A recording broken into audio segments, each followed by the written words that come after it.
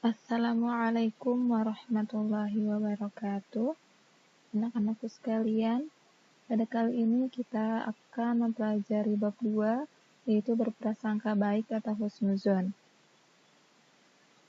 Sebelum itu kita lihat dulu latar belakangnya. Yaitu Allah SWT menurunkan Al-Quran supaya manusia membaca, memahami, dan menjadikan Al-Quran sebagai pedoman hidup serta mengamalkan isi kandungannya dalam kehidupan kita sehari-hari. Dalam Quran Surat Al-Hujurat ayat 12, yaitu perintah menjauhi prasangka buruk atau su'uzon. Yang pertama, bacalah Quran Surat Al-Hujurat ayat 12, perhatikan makhraj, panjang pendek, dan ketentuan tajwidnya. Kemudian jangan lupa membaca ta'awuz. Salah satu manfaat membaca Al-Quran adalah memperoleh kedamaian hati, mendapat petunjuk kebenaran dari Allah Subhanahu wa taala dan mudah memahami pelajaran. Kemudian kita baca bersama-sama Quran Surat Al-Hujurat ayat 12. A'udzu billahi minasy syaithanir rajim. Bismillahirrahmanirrahim. Ya ayyuhalladzina amanu ijtanibu katsiran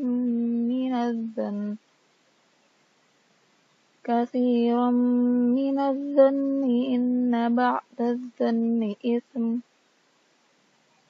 wa la tajassasu wa la yaghtab ba'dukum ba'dha ayuhibbu ahadukum an ya'kula lahma akhihi maitan fakarihtumuh wattaqullah innallaha tawwabur rahim. Artinya, ya ayyuhalladzina amanu ijtanibu katsiran minadh-dhanni inna ba'dadh-dhanni itsm. Hai orang-orang yang beriman, jauhilah banyak dari prasangka. Sesungguhnya sebagian dari prasangka itu dosa. Wala tajassasu, dan janganlah mencari-cari kesalahan orang lain. Wala yaghtab ba'dukum ba'dha, dan janganlah ada di antara kamu yang mengunjung sebagian yang lain. Ayuhibbu ahadukum ayyakula lahma akhihi maitan fakarihtumuh. Apakah ada di antara kamu yang suka makan daging saudaranya yang sudah mati? Tentu kamu merasa jijik. Wattaqullah, dan bertakwalah kepada Allah. Innallaha tawwabur rahim. Sungguh Allah Maha penerima taubat, Maha penyayang.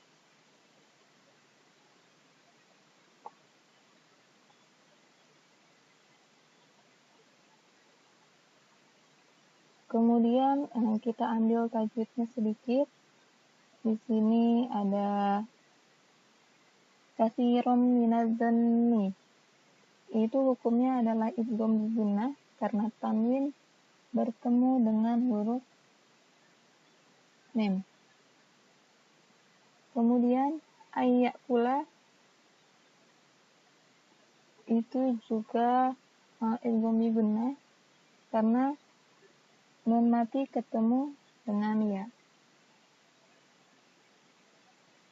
Kemudian maitan fakarihtumuh itu ikhfa karena tanwin bertemu dengan huruf fa.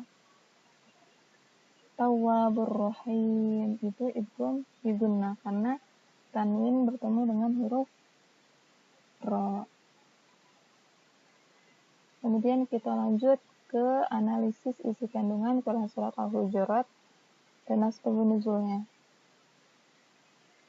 Diriwayatkan oleh Ibnu Munzir dari Ibnu Juraji bahwa ayat ini turun berkaitan dengan Salman Al-Farisi yang makan, kemudian tidur lalu mendengkur. Sebagian orang membicarakannya. Maka turunlah ayat ini yang melarang umat Islam untuk menggunjing dan menggumpat. Atau yang bisa kita Familiar itu adalah ngomongin orang. Kemudian Allah memerintahkan kepada umat Islam untuk senantiasa bersikap husnuzon. Sikap husnuzon dan suuzon dapat muncul dalam perilaku manusia, kebanyakan berkaitan dengan hikmat Allah. Akhlak merupakan fondasi bagi umat Islam. Ayat ini mengukuh prinsip dalam tatanan hukum di Indonesia dengan istilah praduga tak bersalah, yakni seseorang belum dinyatakan bersalah sebelum terbukti kesalahannya. Perilaku lain yang harus sungguh-sungguh dijauhi yang merupakan kelanjutan dari prasangka buruk adalah menggunjing, membuka rahasia, atau membicarakan aib satu dengan yang lainnya. Akibat perilaku ini disodorkan sebuah pertanyaan yang tidak perlu dijawab, yakni adakah di antara kita yang suka memakan daging saudaranya yang sudah meninggal dunia?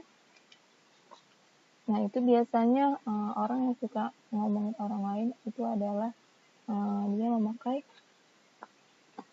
memakan bangkai saudaranya sendiri. Kemudian, untuk menumbuhkan sikap husnuzon, umat Islam wajib mengembangkan sikap-sikap berikut, antaranya menyadari bahwa semua kenikmatan dari Allah. Semua kenikmatan berasal dari Allah. Jadi kita nggak boleh berprasangka buruk kepada orang maupun kepada Allah. Menyadari bahwa Allah akan memberikan kenikmatan sesuai jerih payah yang dilakukan oleh manusia. Jadi Allah nggak bakal ketukar tuh ngasih rezeki. Allah akan mengasih rezeki lebih kepada orang-orang yang berusaha.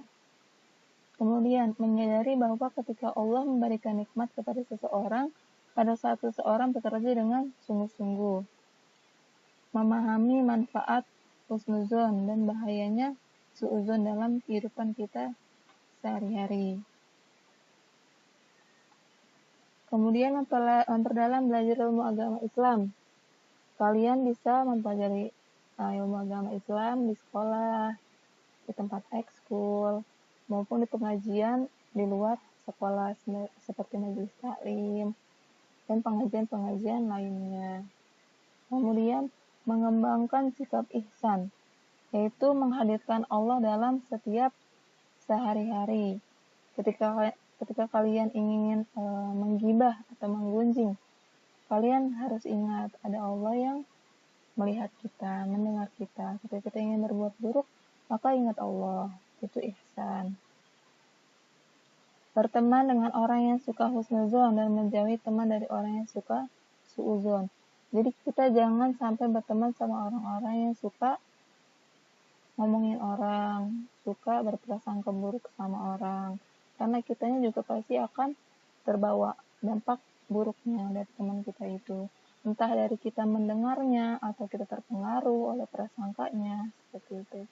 Kemudian kesadaran perilaku yang harus dikembangkan dan yang harus dijauhi dalam kehidupan sehari-hari. Kemudian ada hadis juga tentang prasangka baik.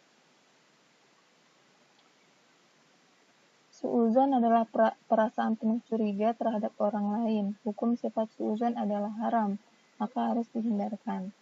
Kalau haram itu ketika dikerjakan maka berdosa. Berarti orang-orang yang suuzon mereka akan mendapatkan dosa.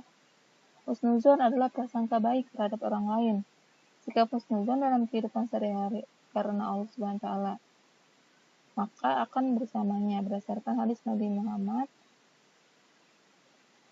Ana indi dzanni abdi bi inna dzanna khairan fa khairun wa inna dzanna syarrun fa syarru.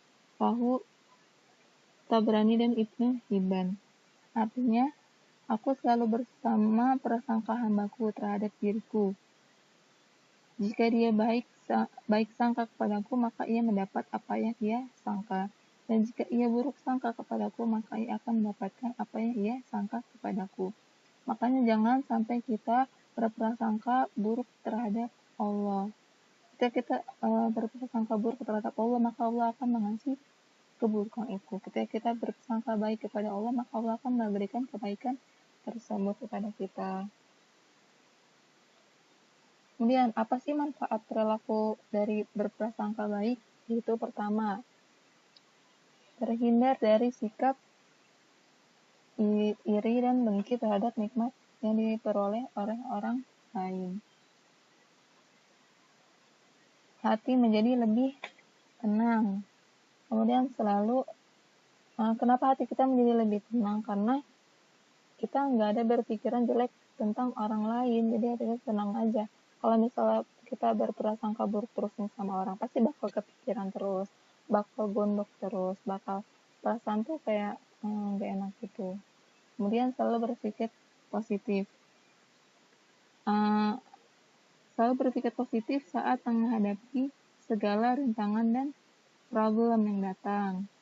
Energi positif akan menyertai kehidupan. Perubahan hanya dimulai dari berpikir positif dan terbukanya banyak peluang menuju pintu-pintu kesuksesan. Jadi untuk kita mencapai kesuksesan, kita nggak boleh berpikiran selalu negatif. Kita harus berpikiran selalu positif, agar apa yang kita lakukan juga ikut positif. Karena biasanya apa yang kita lakukan itu dimulai dari pikiran. Kalau pikiran kita udah buruk, pasti pekerjaan kita bakal hancur. Kemudian mudah bersaudara dengan orang lain. Ketika kita selalu berperilaku baik, berprasangka baik, pasti orang-orang bakal senang untuk berteman kepada kita, bersaudara dengan kita, seperti itu. Kemudian apa sih bedanya husnuzon, ghibah?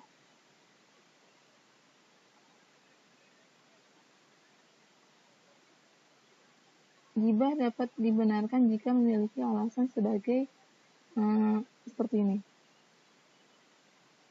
Terkait dengan fatwa atau hukum, yakni seseorang bertanya tentang hukum dengan menyetir kasus tertentu sebagai contoh. Kayak misalnya ada sebuah kasus, terus di situ dituntut untuk berkata jujur apa aja kejelekan yang telah diperbuat oleh orang itu, maka itu nggak apa-apa, karena untuk mencari kebenaran atau mencari fakta dari sebuah hukum. Menyebut keburukan seseorang yang suka memamerkan keburukannya di depan umum. Menyampaikan keburukan seseorang kepada pihak yang berwenang dengan tujuan mencegah terjadinya kemungkaran. Kemudian menyampaikan keburukan kepada seseorang yang sangat membutuhkan informasi tersebut, misalnya terkait dengan lamaran. Kalau lamaran itu biasanya kan dikasih tahu dulu nih apa aja aibnya, supaya nanti setelah menikah tidak menyesal dengan pasangannya. Kemudian memperkenalkan seseorang yang tidak dapat dikenal, kecuali menyebut aib atau kekurangannya. Nah, ghibah nih dapat kita hindari. Itu pertama dengan cara selalu mengingat bahwa perbuatan ghibah menjadi penyebab kemarahan dan kemurkaan Allah SWT. Allah sangat gak suka sama orang yang suka ghibah, suka ngomongin orang, suka ngomong kejelekan orang, atau membuka aib-aib saudaranya. Itu Allah sangat membenci. Kemudian selalu mengingat bahwa timbangan kebaikan pelaku ghibah akan pindah kepada orang yang digunjingnya. Kemudian hendaklah orang yang melakukan ghibah mengingat terlebih dahulu aib dirinya sendiri dan segera berusaha memperbaikinya.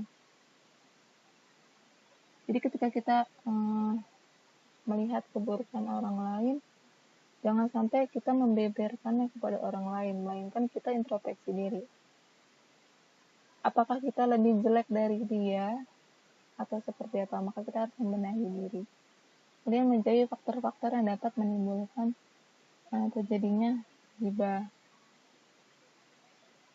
Senantiasa mengingatkan atau memberi nasihat kepada mereka yang melakukan ghibah. Ketika ada teman-teman kita atau di kelas yang sedang ngegibahin temennya, terus kita kasih tahu jangan ngegibah, dosa segala macam. Jangankan yang ngegibah, yang dengerin gibah pun ikut dosanya. Kalau misalnya kalian ngedenger nih temen yang gibah, maka buru-buru tuh dikasih tahu supaya nggak ngegibah, supaya kita juga nggak kena dosanya. Seperti itu. Cukup di situ penjelasan dari Ibu. Wassalamualaikum warahmatullahi wabarakatuh.